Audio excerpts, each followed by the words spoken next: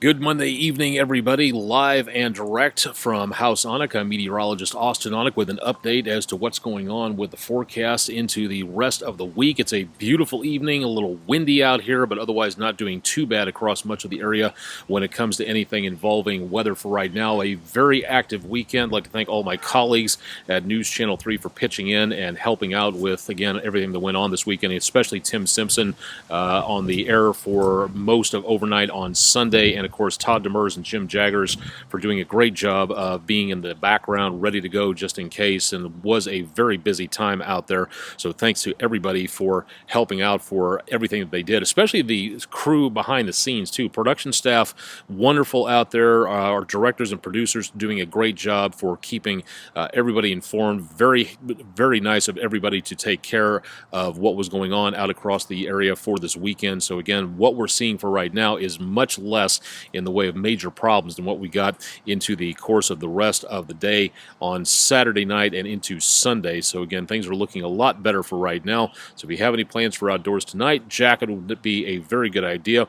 And also looking again at the possibility of some more problems coming our direction as we get into around the next several days. Let's go ahead and get started with, again, what's going on with the, oh, by the way, again, if you haven't been here before, forecast information in the blue bar right here, and social media information, at least the more heavier traffic sites down here in the red bar, and also above me right here. Again, don't forget about going to wreg.com/weather for more on your forecast. What's going on in the Mid-South right now is all that rainfall that we had over portions of the area is now basically making its way into and around from northeastern Arkansas down in from the hills of that area and into the Mississippi Valley. So we have numerous areas. If you take a look at the upper right-hand side of your screen, notice all those rainbow-colored bars up there showing, again, the possibility of what's going on in the Mid-South where it comes to flooding potential out there. The colors correspond to the locations that you see out across the Mid-South. All these dots and all these diamond signs are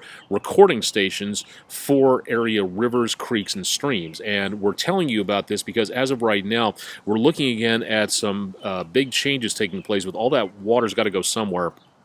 And this is where we, again, have the potential problem for a lot of problems out there when it comes to anything involving flooding. So what we're going to be looking at this point in time is going to be, again, the possibility of seeing several days' worth of rising waters in the Mid-South. This is what we're seeing at this time. Again, the Mississippi River at Memphis over the next few days.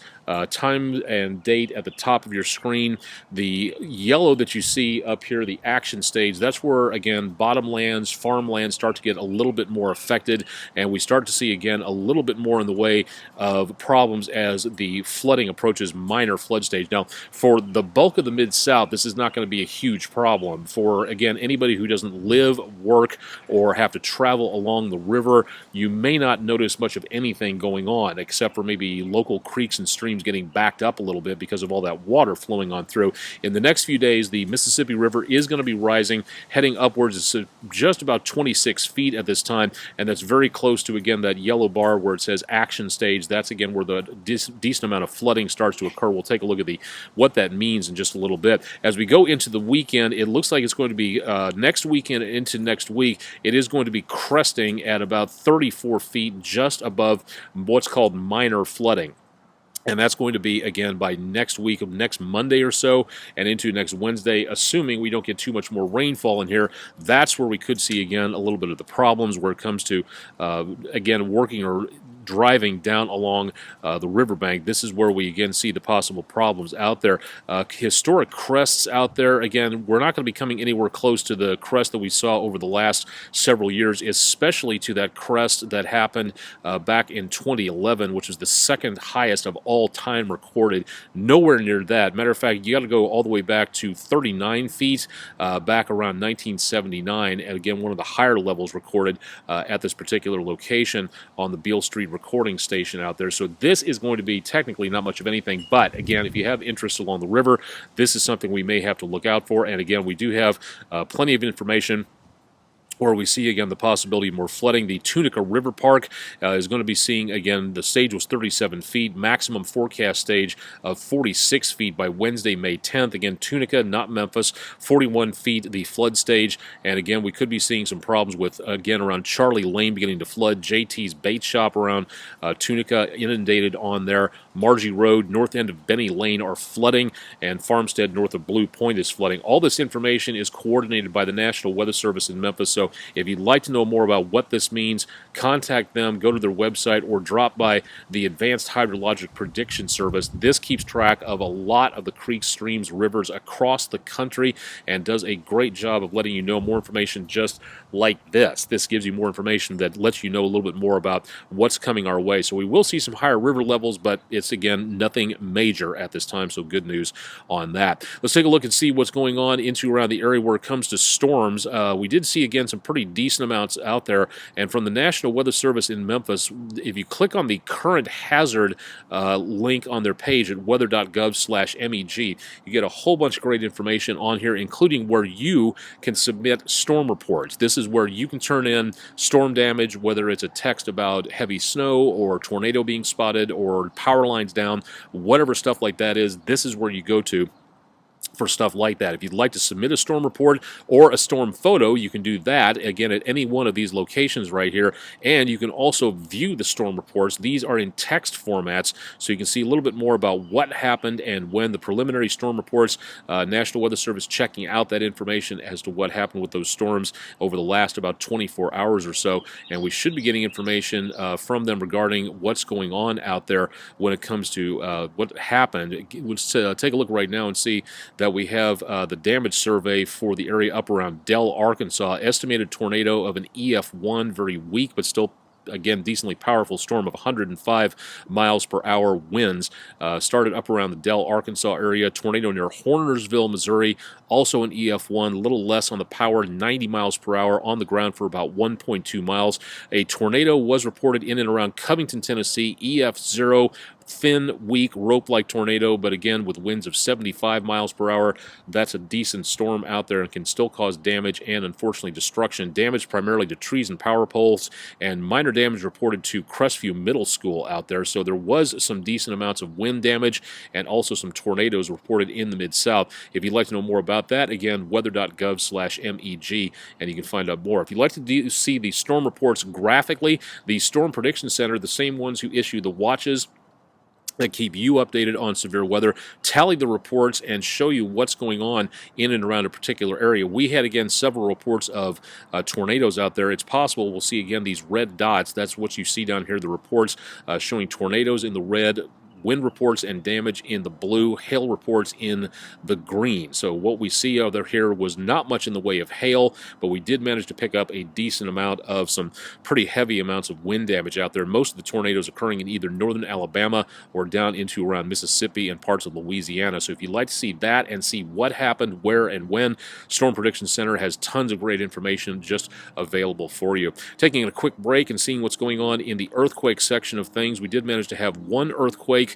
It looks like very early this morning, a 2.1 in north central Arkansas, well back up to the northwest of Jonesboro. So we did manage to see at least a little bit of activity in the way of some earthquakes in that location. Let's go ahead and take a look and see at what the river is doing from our Cotton Exchange camera in downtown Memphis. Beautiful sunlight on a gorgeous Sunday afternoon, but that river is rising just about a foot every single day. So we'll continue to see more in the way of activity out across the Mid-South where it comes to more of that flooding going on. Radar is very quiet. We have nothing in the way of rainfall even close to us at this time, so that's good news. The storm system that has moved through will be taking its way all the way up to the portions of the Great Lakes and the East Coast states, and giving them some more problems with rain and possibly severe weather. New storm system diving in from the west. This is going to be making its way into our area by, it looks like, Wednesday evening, and that's going to give us, again, the possibility of more showers and thunderstorms technically just what we don't need at this time. We don't need anything in the way of more rainfall to aggravate the flooding situation, but unfortunately, it looks like that might be exactly what we may be winding up with. So this is something that we will be paying close attention to. You need to do so as well on that by keeping it tuned to News Channel 3 so we can let you know more about what to expect, how much, and when. So far, it doesn't appear to be a severe weather situation, but that's something, again, we will be keeping an eye on. High temperatures today, beautiful, no problem at all. Plenty of sunshine out there, as you can plainly see from this evening. Low temperatures tonight in the upper 40s to right around the lower 50s. Looking at clear skies for the most part tonight. Max temperatures tomorrow in the mid to upper 70s, pushing 80 degrees. Should be seeing a little bit more in the way of cloud cover coming in to the area Tuesday night. So if you're going to get some stargazing in, tonight will probably be your night for that. Lows back in the mid to upper 50s to right around the lower 60s. And Wednesday's high is a little bit cooler, thanks in part to all that cloud cover out there and looking at the potential of showers and thunderstorms making their way in later rather than earlier, but still the potential out there, and some of that will last into Wednesday night, and it looks like early Thursday morning. Low temperatures dropping to the mid-50s. Thursday, high temperatures not doing too bad out there, looking at highs in the upper 50s to lower 60s. Nice burst of cool air coming on through. Northwesterly winds, breezy on Thursday, 10 to 20 miles per hour, so a lot of cool, dry air making its way in. Rain will be sticking around for a little while on Thursday afternoon and evening, and then it looks like most of that should be gone by dinner time on Thursday and heading out of the picture by Friday morning. Lows Thursday night into Friday morning in the upper 40s to the lower 50s, and by Friday, temperatures again going back into around the mid to upper 60s, so a very nice way to finish up the rest of the week. Quick peek ahead to Saturday, because this was doing pretty good yesterday. High temperatures on Saturday in the 70s, looks pretty good, and less than about a 10% coverage chance of clouds, so that means mostly sunny skies out there for the early part of the weekend as we get into Memphis in May. So far, does not look like a Memphis in mud situation, so good news on that. But we also see again some fairly breezy winds earlier on during the weekend, but it looks like a spectacular weekend coming up for Memphis in May, Beale Street Music Festival, and everything else going on, so definitely good news on that. Stay tuned for more on my Facebook page, facebook.com/Austen Onek WREG,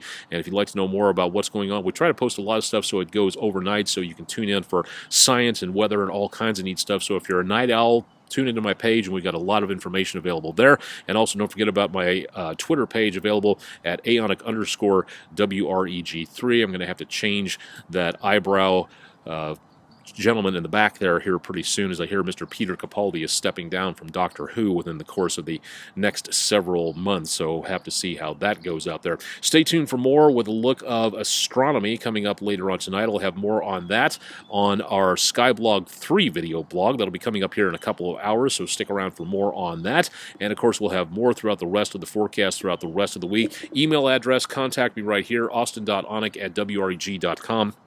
If there's something on here that you would like to see or anything that we can do to make this your video weather blog to keep coming back to, let us know what you like, and we'll try to feature it on here as much as we possibly can. So again, thanks for joining us on that, and keep it updated here with News Channel 3. I'll have more details on your complete forecast coming up throughout the course of the rest of the week, on air and online as necessary, so stay tuned for more with all these social media pages. And again, don't forget about going to WREG.com/weather for more information there. Live and direct from House Onek backyard. You'll have to excuse me. I've got to put things to a halt here because my wife's almost home. Time to serve dinner. So I'll get that taken care of, and more on our astronomy blog again coming up later on this evening. I'm meteorologist Austen Onek. This has been our exclusive video weather blog presentation for Monday evening weather overtime. Thanks for joining us, and stay tuned for more throughout the week with News Channel 3 on air and online.